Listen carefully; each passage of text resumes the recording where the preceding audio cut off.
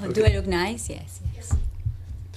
O venezuelski Miss Universe komentar dneva Analia Asselborn.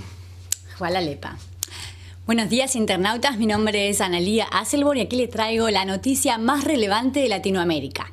No hablaremos de la aparición de Fidel Castro ante cámaras después de 14 meses alejado del público, ni tampoco de la situación política en Honduras, sino que de la elección de Miss Venezuela en el certamen Miss Universo.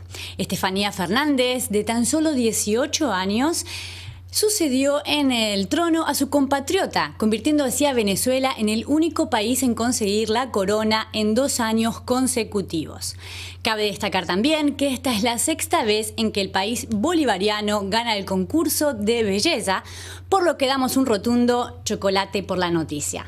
El certamen fue realizado este año en el archipiélago de las Bahamas y nos deleitó una vez más con desfiles de bikinis dignos de mi abuela y vestidos de gala dignos de carnaval.